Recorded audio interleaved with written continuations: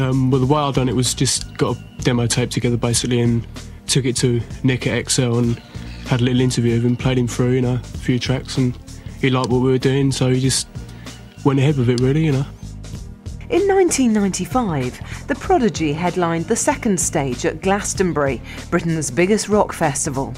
Oasis, supposedly Britain's biggest band, were top of the bill on the main stage, directly opposite the Prodigy. It was a clash of cultures, dance versus rock. The Prodigy, for their part, were still riding the wave of their phenomenal second album, Music for the Jilted Generation, which had entered the UK charts at #1 the previous summer, and which was considered to be the most successful dance album of all time. Yet most people's money was still on the brothers from Burnage to win the day. And as the two groups went on at exactly the same time, initially it was Oasis that drew the larger crowd. But then something unexpected happened. Misjudging the audience's mood, Oasis seemed to go through the motions of a staid greatest hits set, with the sole surprise being an ill-advised guest appearance from Robbie Williams. The Prodigy, on the other hand, and in the other field, were a revelation. If the rock and indie fans that had never seen the Prodigy live before were expecting some stereotypical faceless techno act, they were in for a spectacular surprise.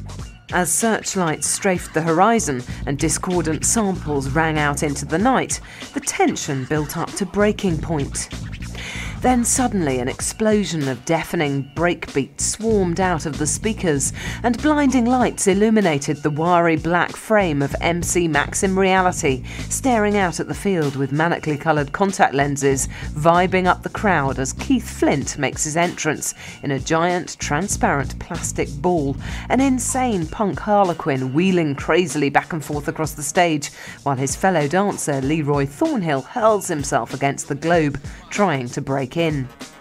For the next hour or so, the Prodigy assaults an ecstatic crowd with pummeling beats, rhymes, riffs and distortion. And during their set, the crowd grows exponentially as thousands of Oasis fans abandon their heroes in droves to check out the legendary action that's going down in the next field. The Prodigy were old hands at causing this kind of mayhem. Although they'd only been going since 1991, from day one they were playing to tens of thousands of people at the massive outdoor raves that were their home territory. Their roots go back to the UK acid house explosion of the late 80s, when the repetitive electronic dance music being produced in Detroit and Chicago was taken up by British DJs and transformed into an entire culture based around ecstasy, dancing all night and a feeling of togetherness, solidarity and creative energy that changed lives and provided the impetus for many an artistic career, not least the Prodigy's own.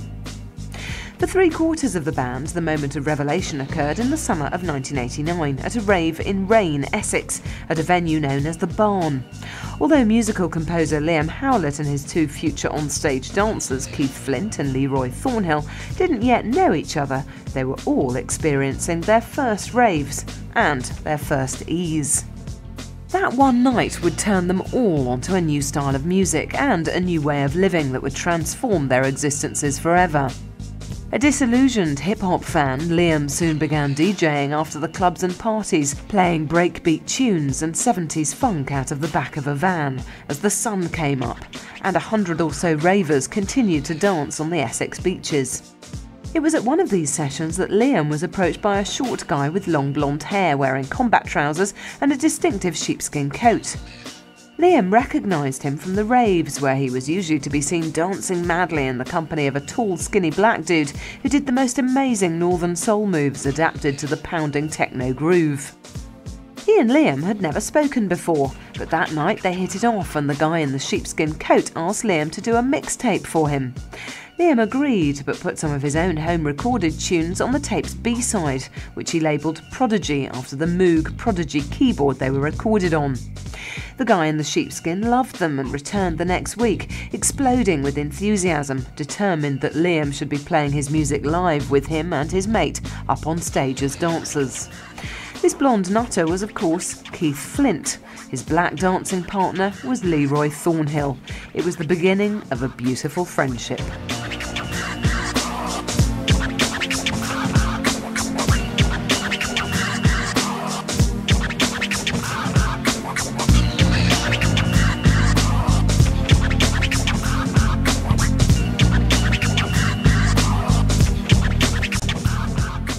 Yeah, I was in a hip-hop group called Cut to Kill on Tam Tam Records, and they put a record out in 90, and just listened to the bass tone, like a hip-hop track, and I was well into it then, you know. Yeah. And basically got into the rave scene and got into the music. Liam Paris Howlett was born in Braintree, Essex on the 21st of August 1971. Growing up, his free time outside of school was split between hanging out with his mates on BMX stunt bicycles and skateboards, drawing pictures in his room and, from the age of 6, parent-enforced piano lessons. Liam had a great natural talent for music, and his piano teacher had grand ambitions on his behalf. But the budding boy genius, or prodigy if you will, had other ideas. At the age of 13, he quit his lessons and directed his musical enthusiasms into other channels. The record that was to change Liam's life was the hip-hop classic Grandmaster Flash's Adventures on the Wheels of Steel by Grandmaster Flash and the Furious Five. The thing about hip-hop was that it wasn't just about listening to music, it was about an entire culture, one that encompassed DJing, rapping, breakdancing, graffiti art, clothes, language and more. Like many other British kids of the time, Liam's eyes were opened to this wider culture by the film Beat Street. The second he saw the movie, Liam became one of the first wave of UK b-boys and adopted every aspect of the style with a vengeance. Initially, Liam became part of a local breakdancing crew who would travel to different Essex shopping centres every weekend, challenging other posses to a dancing competition on the polished corridors and forecourts of the malls. Then he applied his existing interest and ability in art to graffiti styles, first decorating his own jacket and then joining up with a crew from Chelmsford to go out tagging walls, bridges and train carriages. Then, aged just 14, he took a summer job on a building site in order to buy a pair of DJ quality turntables, on which he painstakingly taught himself the art of mixing and scratching. He soon joined Braintree hip-hop act Cut to Kill as their DJ, and a year later came both first and third in a mixtape competition on London's top hip-hop radio show, after submitting tapes under 2 different names. Meanwhile, after failing to get into art college, Liam landed a job as a junior art editor on a London magazine called Metropolitan. His social life began to revolve around the London hip-hop scene, but he was bitterly aware that the urban cognoscenti regarded him and his Essex mates as hicks from the sticks. The final straw came when they were mugged at knife point at a Swiss cottage jam, and one of Liam's crew pulled a gun on the club's bouncers as they made their getaway. No shots were fired, but it made Liam realise that he'd never be accepted in the scene. Not long after this, he decided to leave Cut to Kill, with whom he'd already recorded an album, paid for by his art director at Metropolitan. This was never released though, and Liam's musical tastes were already moving on, inspired by the breakbeat-driven house music he was hearing on London's pirate radio stations. Unlike the original Chicago and acid house tracks, which left Liam cold, breakbeat house was a homegrown phenomenon, based around loops of live drum tracks, usually sampled from old 70s funk records, just as many hip-hop tunes were. Dubbed hip house by some, this new fusion was largely being made by untried British producers on cheap equipment in bedroom studios, and released to clubs and specialist shops via white-label 12-inch singles. It wasn't long before Liam was experimenting with making such music himself, and it was these early experiments that were on the tape that he would give to Keith Flint in the late summer of 1990. And so, without even knowing it, the Prodigy experience had begun.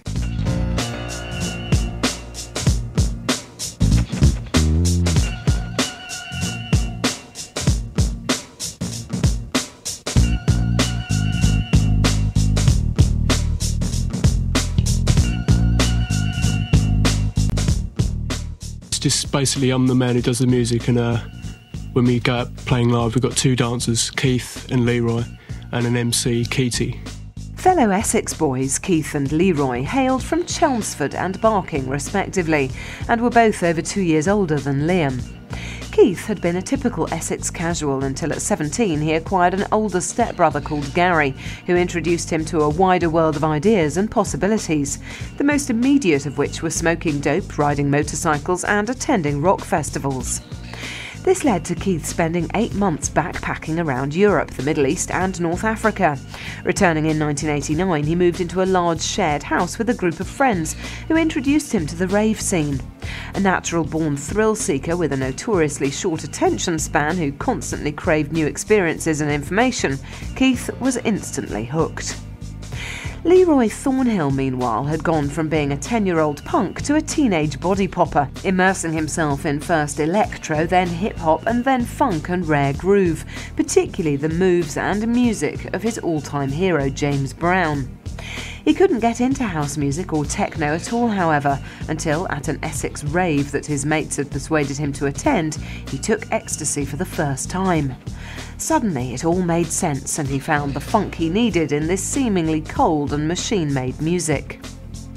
There were others too. A girl called Sharky, who Keith knew from London, would also be dancing alongside Keith and Leroy as part of the live act they were planning with Liam.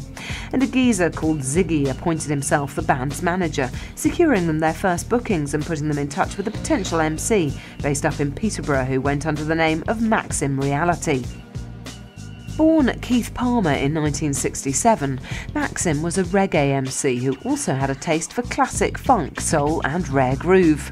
While he appreciated hip-hop, he had no time for house or techno, and unlike the other Prodigy members, he disdained ecstasy, sticking to his herb, and so never experiencing that chemically induced moment of life-changing revelation at a rave. Nevertheless, when Liam sent him a tape, he appreciated its breakbeat-led groove and agreed to give the band a go. Their first gig was at the notorious Labyrinth Club in Dalston, South London, and incredibly, it was also the first time that Maxim had met the rest of the band. He'd practiced his rhymes to the tape Liam had sent him and met the boys just hours before they went on stage. This was also the debut of the band's ill-advised early attempt at a collective image, matching green and white tracksuits that made them look like rave jockeys. Liam would later describe them as one of the biggest mistakes he'd ever made. But if the outfits had to go, then Maxim was definitely in, and after a few early teething problems meshing his style with the band's own, he swiftly became an integral part of the Prodigy. Unfortunately, the same couldn't be said of Keith's friend Sharky, who left the band after 8 months when their increasingly demanding live schedule started to interfere with her social life. For the rest of the band, things were definitely moving fast. Within weeks of their debut gig, Liam secured a deal with XL Records, who put out 4 of his bedroom demos, What Evil Lurks, We Gonna Rock, Android and Everybody in the Place, as the Prodigy's debut EP, released in February 1991. A raw fusion of furious hip-hop and dark, nightmarish techno, the EP owed little to the loved-up vibe of the original Acid Explosion, and more to a combination of inner-city paranoia and the full-on energy rush of the committed adrenaline junkie. The EP sold 7,000 copies on word of mouth generated by the band's already spectacular live shows, and set the stage for the huge success of their second single, the soon-to-be notorious Charlie. Based around samples from a fondly remembered public safety advertisement shown on British TV in the early 70s, which used a cartoon of a boy and his cat Charlie to warn children of the dangers of talking to strangers and so on, Charlie was the first of a veritable deluge of novelty rave singles based around children's television programmes of the same period. Charlie was instantly lumped in with and even blamed for these critically reviled cash-in releases, not least by the tabloids that, not for the last time, singled out the Prodigy as demonic corruptors of the nation's youth.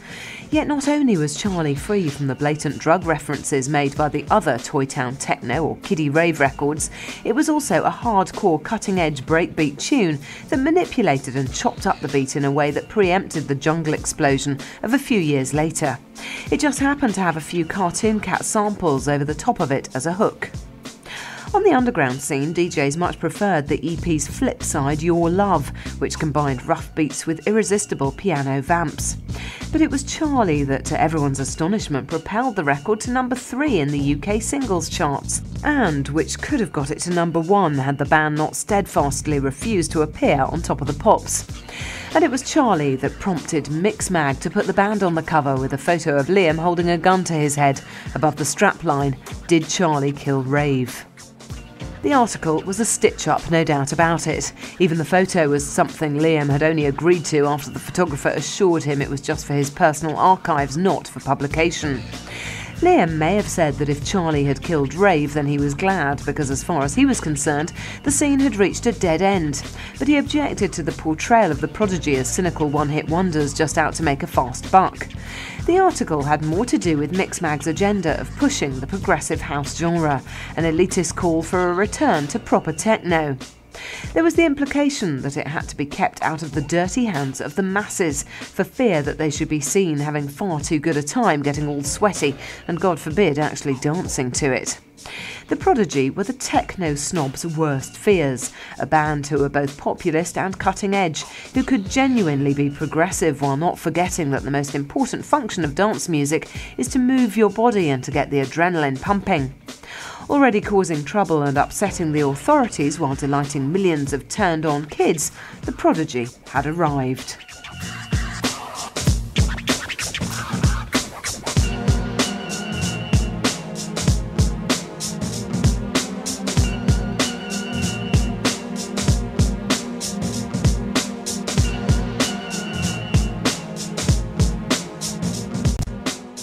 When Jilted Generation came out, the whole of the dance scene just went like that and split up into so many different categories. You know, I mean, you basically had lots more bands trying to experiment with more rockier sounds. The Chemical Brothers came out, and then this sort of big beat thing emerged. Do you know what I mean? A lot of the hardcore tunes we were listening to back in sort of '91 is the same stuff. Do you know what I mean? To be honest, with a new label on it. The Prodigy followed Charlie with Everybody in the Place, a reworking of the track from their debut EP released in December 1991.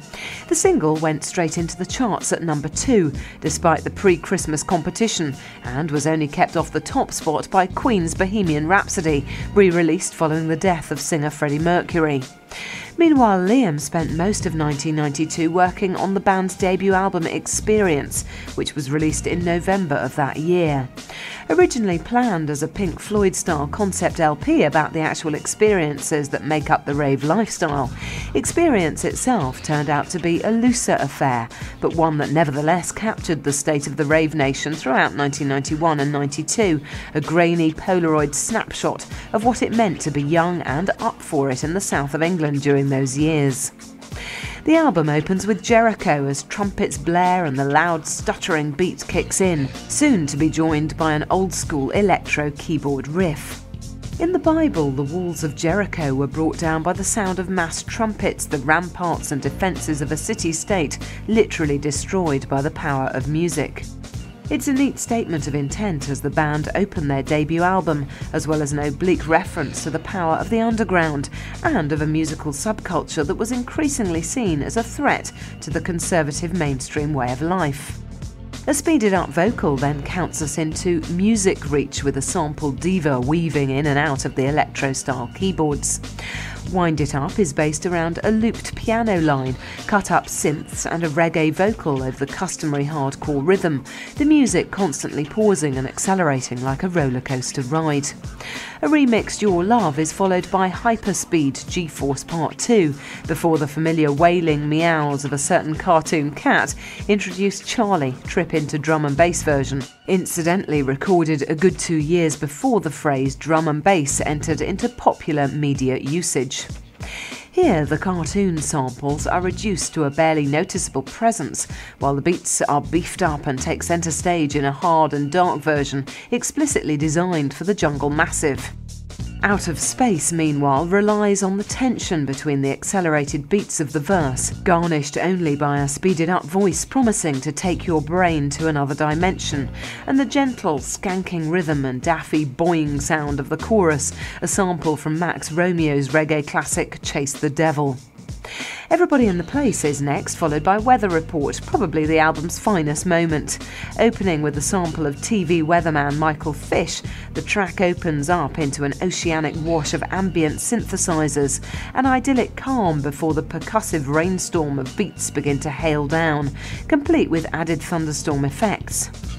Eventually the storm passes and the neoclassical harmonies return, like dawn breaking over the rainforest after a monsoon. Fire is based around a sample from the 60s hit of the same name by acid rock novelties The Crazy World of Arthur Brown, over high-speed beats and a clunking piano breakdown as a choir of demented chipmunks sing along in the background. Rough in the Jungle Business is the album's most blatant nod towards the emerging jungle sound, and the album concludes with the live track Death of the Prodigy Dancers, the only number on the album to feature any of the band apart from Liam, in this case MC Maxim shouting out like some manic gym instructor over the pounding beats and bass line. Where's the response, he calls, as though fretting over how the album itself will be received. He needn't have worried. Experience entered the charts at number 12 and proved once and for all that the Prodigy were far more than a novelty act, but instead were a force to be reckoned with. The experience, it seemed, was universal.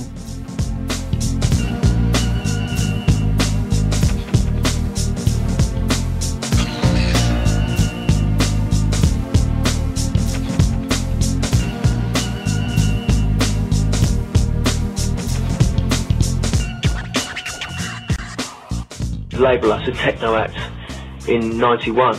You know, we weren't techno. Do you know what I mean? It's like I was into techno, Derek May and kind of a lot of stuff that was coming out of Germany and stuff like that. And that wasn't what we were doing, but it was an easy label to have put on us, you know. But we didn't want that. You know, we were like, no, we're just a hard dance act. Experience was duly milked for singles, with Fire and Jericho being coupled together on a limited edition trailer EP in September 1992, followed by Out of Space in November and Wind It Up in March 1993. But the Prodigy were already keen to move on from the breakbeat-orientated sound they had become known for.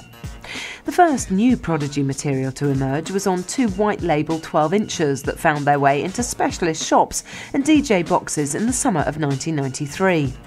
Completely unlabelled and uncredited apart from the mysterious phrase Earthbound, the 2 tracks were judged entirely on their merits, bypassing everyone's preconceptions and prejudices.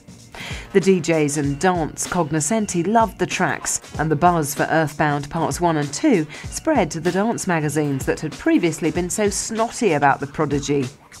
The truth came out when the Prodigy's next official single was released in October 1993.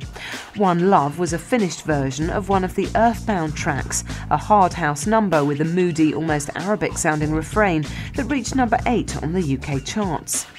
As for Earthbound, that was the name of Liam's home studio, the studio where, by the time of his chart success, he was already working on the band's second album, Music for the Jilted Generation. Since the halcyon days of 1991, pressure from the tabloids, the government, landowners and the police had led to an official clampdown on the illegal rave scene, which would culminate in the passing of the 1994 Criminal Justice Act. Alongside the removal of the right to silence and the introduction of far-reaching stop-and-search powers for the police, Part 5 of the Act explicitly targeted squatters, travellers and ravers, giving the police the power to break up public gatherings of 10 or more people if they had reason to believe they were planning a rave. A rave was defined as 100 or more people dancing to amplified music characterised by the emission of a succession of repetitive beats. The Act also allowed the police to stop anyone coming within a mile of the supposed rave and introduced the new offence of aggravated trespass aimed at hunt saboteurs, environmental protesters and anyone trying to stage a party on someone else's property. The Act cracked down on a whole swathe of alternative lifestyles, particularly squatters and New Age travellers, at a time when these sections of society were forming new alliances with the hardcore ravers. Bonding over the desire to get wasted and dance all night, and a mutual mistrust of authority, the ravers and the travellers began to party together, as the illegal outdoor raves and hippie-free festivals began to merge together. All this was to end suddenly following the massive media attention given to the 1992 Castle Morton Free Festival, a 5-day rave that proved to be the underground's last hurrah. The free parties died and the rave scene was back in the hands of money-grabbing promoters and aggressive security firms who charged 25 quid a ticket for the privilege of spending up to 2 hours queuing to get in, undergoing a humiliating body search and dancing to a PA system subject to stringent sound restrictions and pumping out the music at only just above conversation level. The Prodigy's initial response came in the form of a special announcement on the back of the One Love sleeve, decrying noise restrictions and police harassment, and apologising for the enforced lack of volume at some of their recent gigs.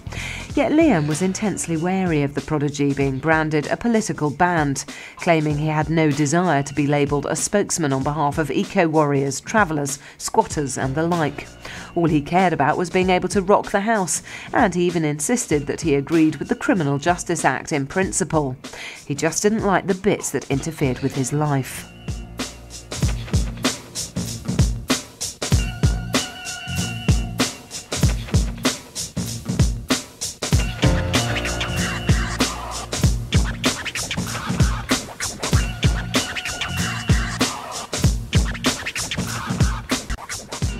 I don't think hip-hop's got much future, really. I think it's basically house. I think people always want to go out and rave, so there's always going to be that raving population strong, Always people want to go out and that, so I don't think there's a problem with that.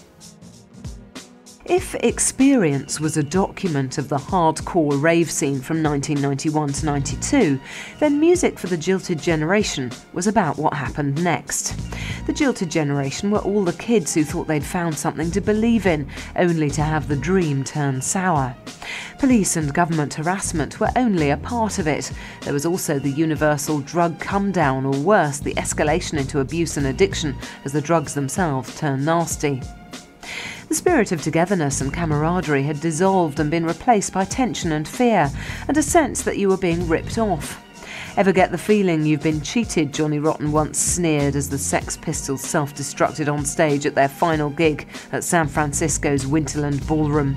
The phrase could have been written through the Prodigy's second album like a stick of rock.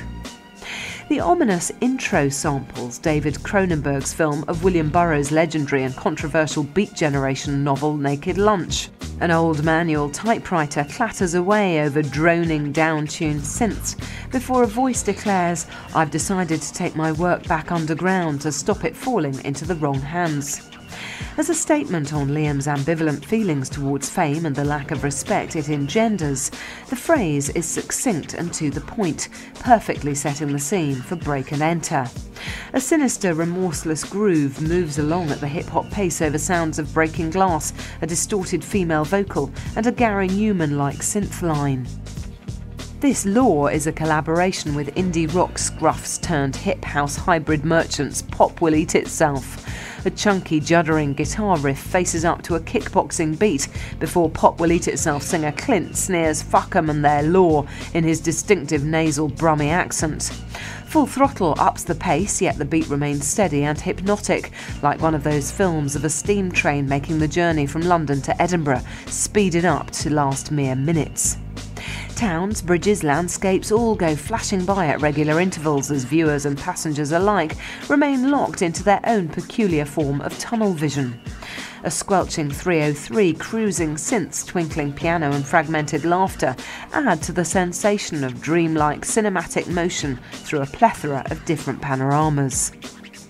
Based on a guitar part by grunge rock titans Nirvana, actually played on the track by a local musician rather than sampled direct from the original, Voodoo People relocates the riff beneath an avalanche of cascading drums, cutting it up with chanted vocals, jazz flute and squealing keyboards. The grunge credo of remorseless grinding and slow heaviosity is here upended into the cult of velocity, angst-ridden inertia, transformed into imperative forward motion, the continual generation and release of frenetic, addictive energy. Such is the power of voodoo. Speedway continues the theme using samples of racing bikes roaring past on the track at nearly 200 miles per hour as the basis for a tune that fuses jackhammer beats to a siren-like pulse and more acidic 303 squelches. The song whirls you round and round like a fairground waltzer, stabs of sound appearing at regular intervals like the recurring sight of your friends waving from the same position at each pass. Sounds continue to be layered on top of one another as the song seems to grow continually faster and denser, carrying you manically towards either crash or collapse.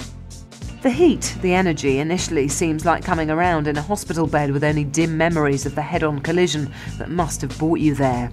Angelic voices murmur soothing words from somewhere up above, but you can't quite see where you are. The light is too bright and you can't feel your legs. Then the beat kicks in and it all starts coming back to you.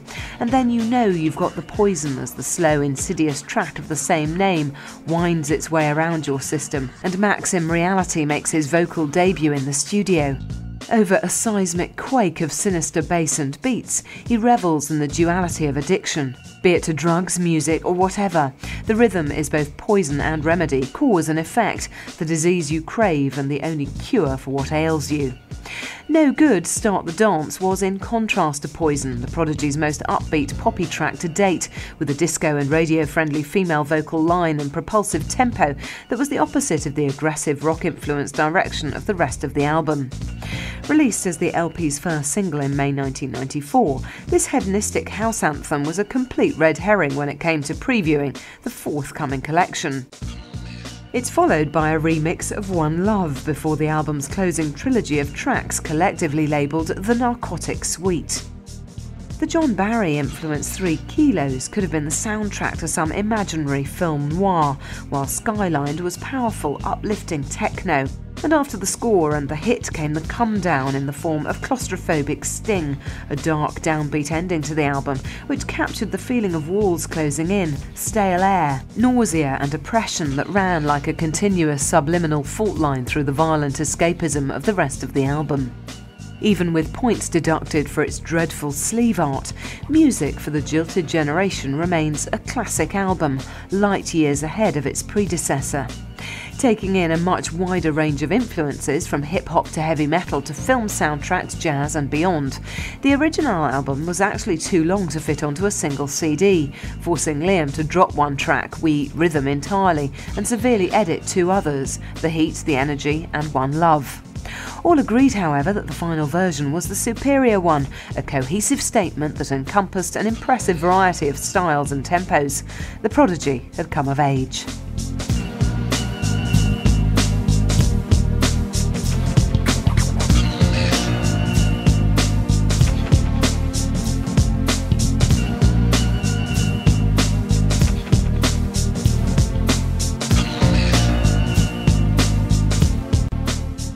The hardcore scene is basically London, and when we play up north and that, and we've been to Scotland and it's Shelley's in Stoke towards the Mizens, it seems to get a bit more like piano, orientated.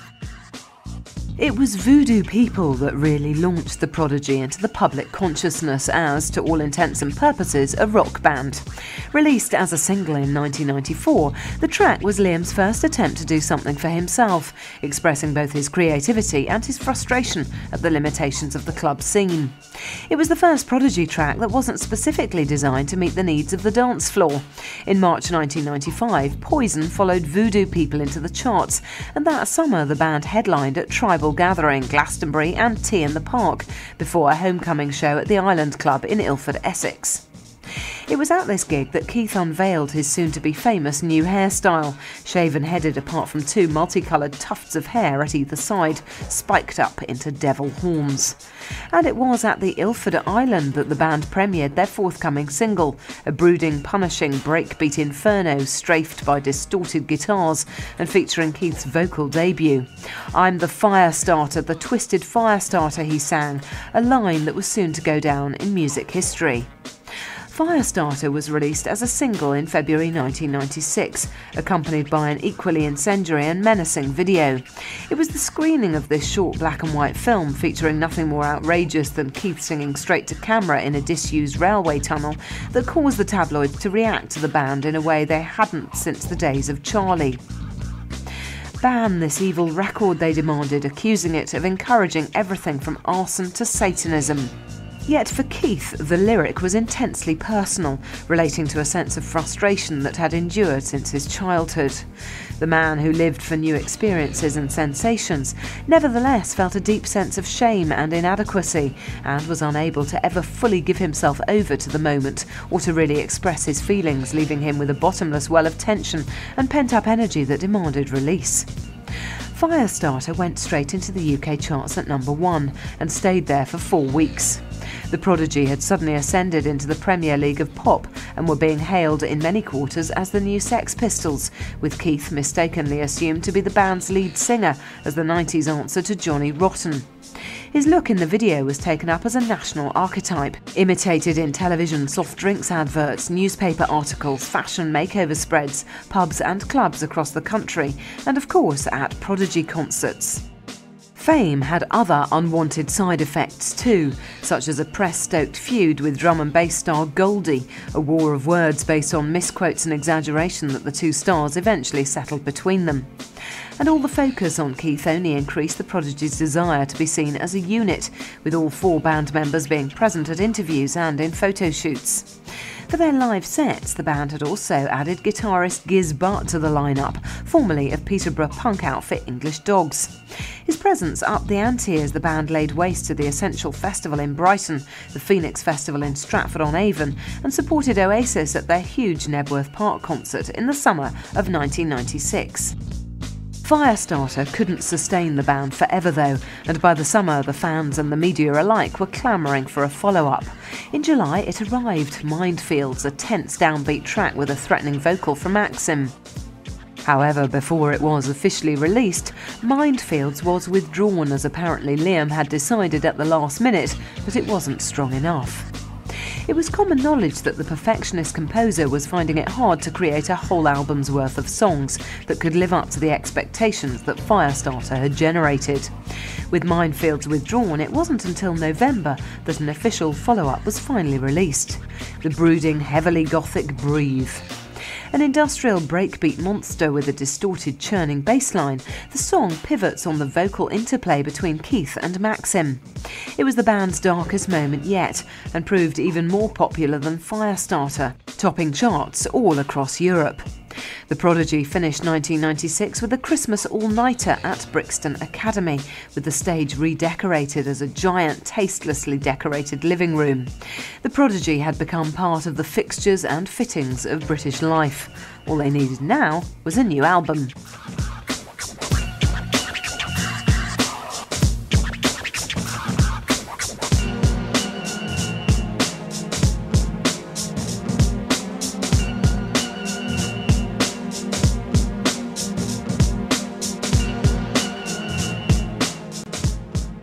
You know, in a brief nutshell, toured the last record for 2 years, got burnt out and decided to take a year and a half off, then wrote 6 tracks, which resulted in me releasing Baby's Got a Temper. After that record came out, just analysed what I'd done, decided to scrap the whole direction and just start again because I wasn't excited by what I'd done. A new album, however, was exactly what Liam was having difficulty coming up with. A notorious perfectionist, he'd lay down dozens of tracks in his home studio and then reject them all as never quite realising his definite vision of how he wanted the record to sound. Incredibly, Liam was still finishing off tracks only a couple of weeks before the album was due to hit the shops. Yet when it did appear in June 1997, The Fat of the Land broke all records to become the fastest selling album ever, in its first week selling more than the rest of the top 50 UK albums put together. The album opens with the growling, slow-building tension of Smack My Bitch Up. Wailing stabs of sound leap out of the murky mix towards you as tendrils of sound coil around your brain, and from nowhere a female voice starts to sing a hypnotic Arabic refrain. Then we're into the paranoid gothic soundscapes of Breathe, whiplash beats flickering like snakes' tongues as a punk voice sneers, "Come play my game," to be met by the reply, "Psychosomatic addict insane." Diesel Power is next, featuring former rapper Cool Keith contributing some surreal rhymes over subterranean beats and bass. Funky Shit was a long-term live favourite, a dark breakbeat number that wouldn't have sounded out of place on Music for the Jilted Generation. Serial Thriller used a sample from the song Selling Jesus by rock band Skunk Anansi, whose singer Skin had actually recorded a new track for the album with Liam that never got used because in the end the band felt it sounded too commercial. The rejected single Minefields is a slow-burning, almost cinematic groove that featured Maxim repeating "This is dangerous" over shifting, treacherous beats and echoing bass. The epic Narian features vocals from Crispian Mills, singer with Eastern-minded Britpop band Kula Shaker, and halfway through its 9-minute duration breaks down into a chanted mantra, which Crispian contributed spontaneously in the studio. After the by now familiar sonic attack of Firestarter, Clem Batiste fades from an almost ambient beginning into a driving anthem of brass fanfares and rolling, skittering, almost Latin percussion. And then we're into the final track of the album, a surprise cover of a song by US all-girl grunge band L7, Fuel My Fire. Featuring a funky Hammond organ breakdown as well as the expected distorted bass, punishing beats and sneering vocals from Keith Flint, the song soon became the band's live set closer of choice as well, replacing the feel-good anthem No Good Start the Dance. The switch was perhaps more than anything else indicative of the changes the Prodigy had gone through in the last few years, from the #1 rave band to the kings of techno-punk rock.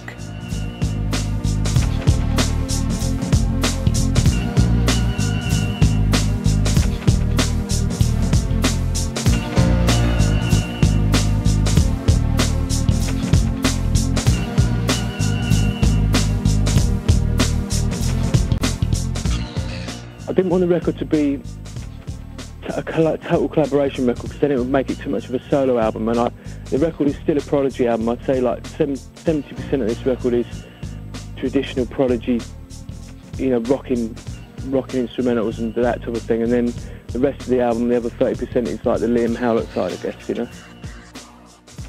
In 1997, the Prodigy were the most in-demand band in the world, or so it seemed.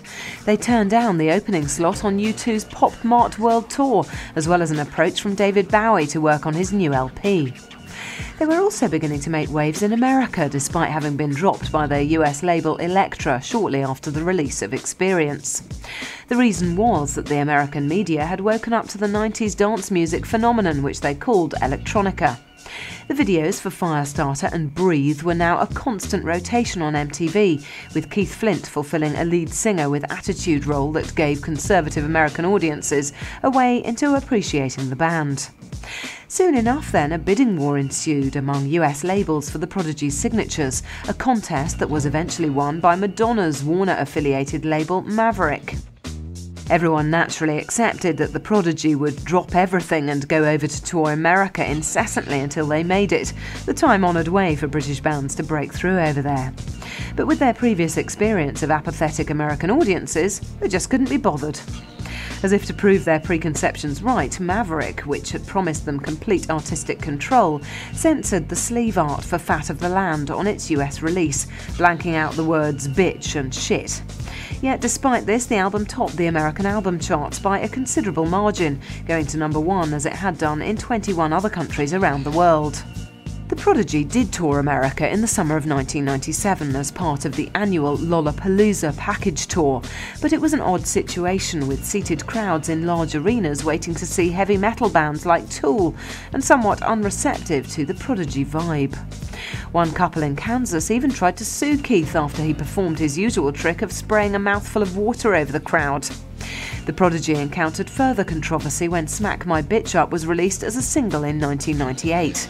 There was an outcry in the media and among the public in general about the title, which seemed to be a blatant encouragement to beat up your wife or girlfriend. Yet Liam was quick to insist that the phrase had nothing to do with violence against women. The phrase, change my pitch up, smack my bitch up, was sampled from a song, Give the Drummer Some, by the Ultramagnetic MCs and referred to turning up the volume on your stereo.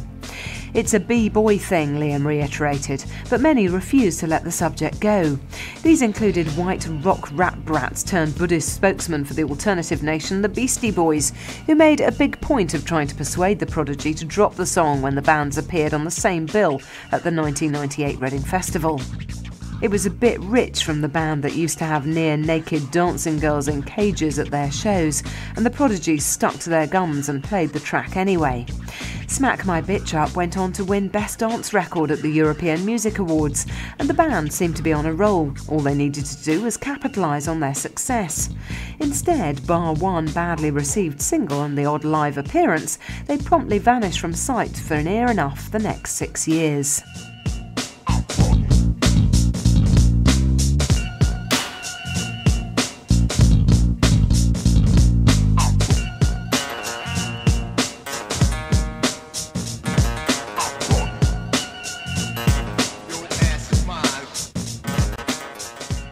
After another false start of 4 months in the studio, blank head and writer's block, I bought a mobile studio, got out of my house, moved my whole studio to London, and that was March 2003. That's really when the record got started, and that's when I found what I wanted to do. Why did the Prodigy drop out of sight? On the face of it, they had everything to gain by sticking around. The late 90s saw the emergence of the dance craze known as Big Beat, a house and hip-hop hybrid that put the fun and adrenaline back into the rave scene. Sound familiar? It certainly owed a lot to the Prodigy's groundwork, and in their absence, acts like the Chemical Brothers, Left Field and Fatboy Slim stole their percussive thunder and roared up the charts with a cleaner, less threatening and more student-friendly reworking of the trademark Prodigy sound. In truth, the Prodigy had merely done what they always did after conquering the world. They went back underground. It was just that this time they stayed there for longer than usual. But there were some signs of life. In February 1999, Liam released The Dirt Chamber Sessions, a mix album of some of his favourite tracks that was inspired by a live DJ mix he did for Marianne Hobbs' Breeze Block show on Radio 1. And from the summer of 1999, Liam returned to his first love, DJing, and began to make regular appearances up and down the country. He also entered into an unusual collaboration with 3D from Bristol trip-hop band Massive Attack, creating the soundtrack to a couple of hardcore porn movies, The Uranus Experiments Parts 2 and 3. The film's main claim to fame, incidentally, was that they featured the world's first zero-gravity sex scenes. Initially then, everyone seemed to be keeping busy, but the rumours that the Prodigy were over began in earnest in April 2000, when out of the blue, Leroy Thornhill announced that he was leaving the band. The dancer had found his role increasingly marginalised since the release of Firestarter in 1996, as the Prodigy moved ever more away from dance music towards a more rock-orientated direction. Leroy intended to make his own music under the name of Flight Crank, while the band insisted they would continue as a three-piece without him, and all wished him well. It was to be another 2 years, however, before the next Prodigy record emerged. The poorly received single Baby's Got a Temper released in July 2002. Starting off with a tinkling music box sample before the beats kick in beneath a sneering Keith Flint vocal and a very familiar guitar riff, the song seemed to many to be little more than a retread of Firestarter, but 6 years too late. It was certainly their heaviest, most guitar-based track to date, with Liam telling the press that their music wasn't dance music anymore and that he'd like to bomb Ibiza. Liam also said that he saw the Prodigy in 2002 as a cross between Public Enemy and the Sex Pistols, a description borne out by their aggressive live shows that summer, and the other new track debuted at them, the furious Dust Yourself. Yet the media rubbished the single. Partly this was because dance music as a whole was considered passé in the 21st century, with the music press clutching a new wave of scuzzy rock bands to their collective chests, led by the likes of The Strokes, The White Stripes and so on. But the band were also criticised for making explicit references to the notorious date rape drug Rohypnol in the song's bridge. Just as the controversy about Smack My Bitch Up had died down, the band came back with a single that seemed to be advocating sexual assault. Liam, of course, insisted it was nothing of the sort. Rohypnol was also taken by ravers, he said, and the song was about uppers and downers in general and how widely they were used. It was also a song of respect to a girl who was a crazy party animal, inspired by the fact that Liam had found that he could always score downers from his girlfriends. Whatever, nothing could disguise the fact that the song sounded like a tired retread of past glories. That summer, the band were allegedly paid £3 million to headline the Reading and Leeds Festival, but put in a poorly received performance that was all but ignored by the press, and which included a novelty cover of the Madness song, Night Boat to Cairo. After that, the Prodigy vanished again for another 2 years.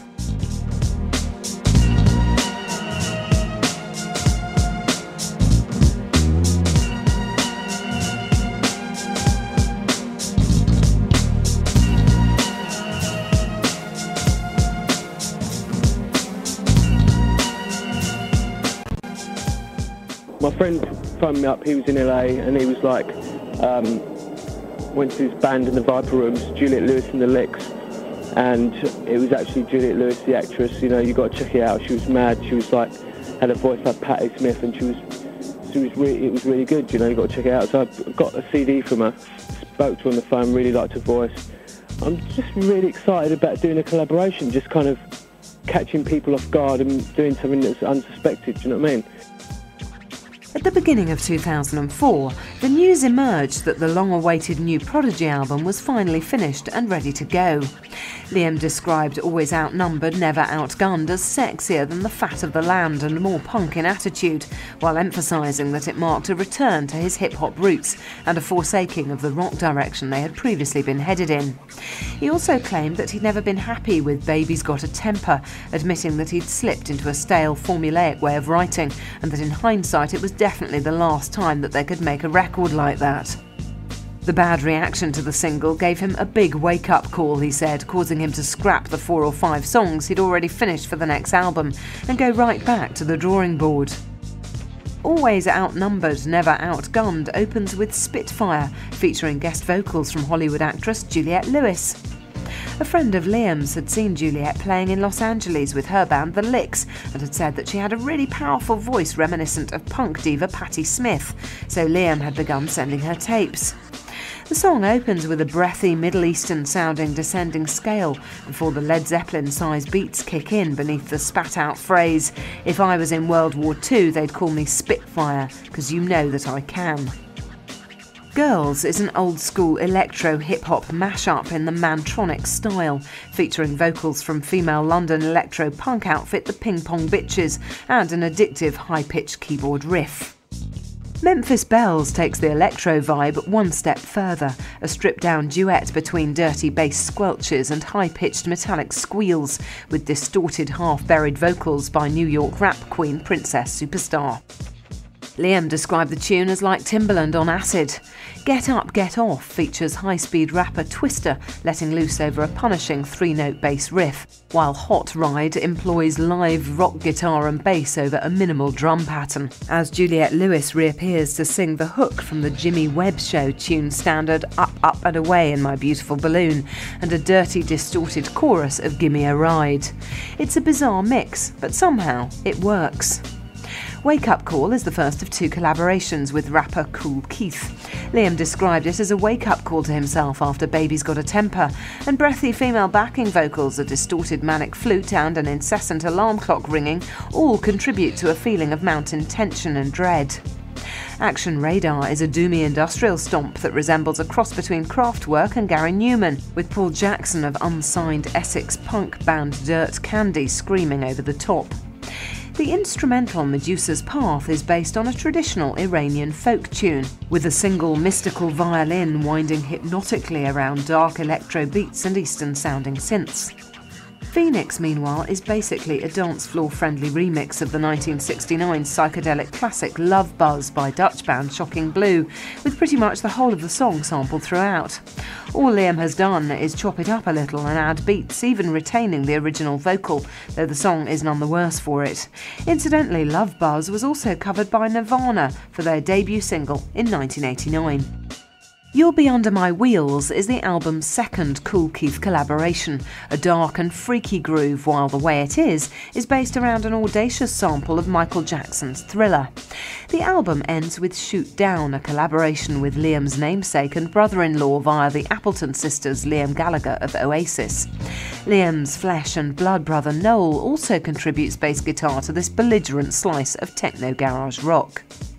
With neither Keith nor Maxim making any contribution in the studio, always outnumbered, never outgunned, marks a return to the Prodigy's roots, while also breaking with the public perception of their sound as fixed around the Fat of the Land LP. On first listen, its dark psychedelic electro feel is more reminiscent of acts like Death in Vegas or the Chemical Brothers than the Prodigy, but anyone who's followed the band over the entire career will know that none of their LPs ever sounds anything like the last one. In this respect, the band have stayed true to their strengths and have moved on, creating an album that captures the moment once again, rather than harking back to past glories. The Prodigy had finally returned, and it was more than worth the wait.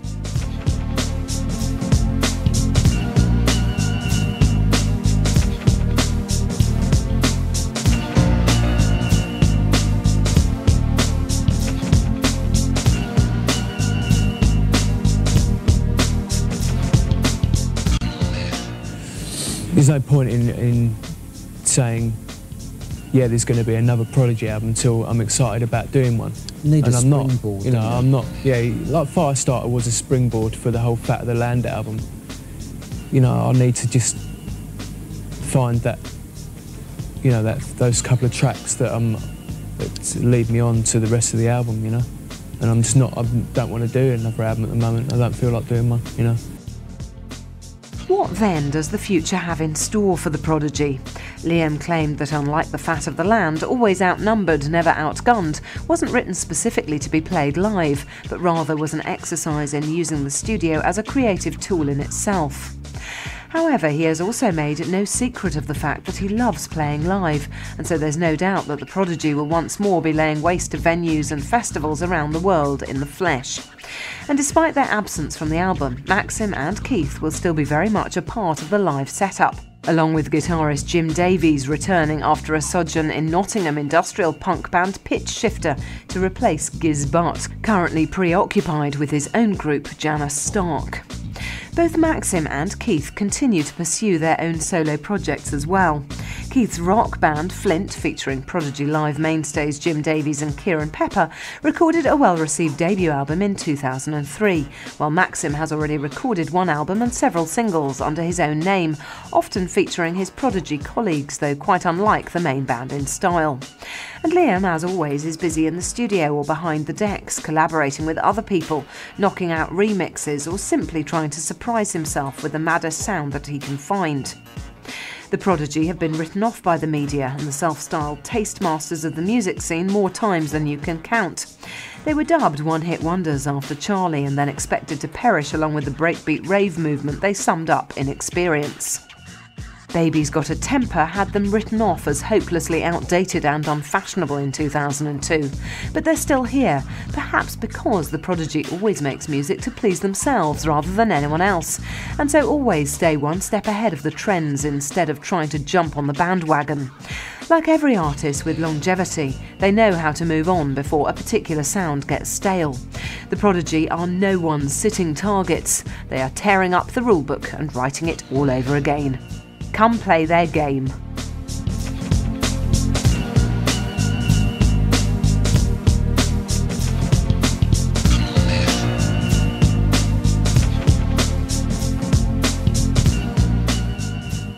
Thank you for buying Maximum Prodigy. We hope you enjoyed it. Watch out for further titles on Chrome Dreams coming up soon. If you did enjoy or have any comments or suggestions, write to us at Chrome Dreams, PO Box 230, New Malden, Surrey, UK, KT36YY, or email on mail@chromedreams.co.uk. Details of our full catalogue are listed on our website at www.chromedreams.co.uk. Thanks again for listening, and goodbye for now.